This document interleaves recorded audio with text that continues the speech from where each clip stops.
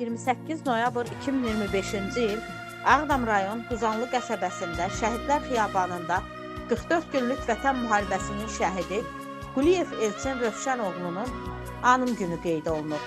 Allah cəm şəhidlərimizə rəhmət eləsin. Məkanın cənnət, məqamın uca, ruhun şad olsun şəhidim.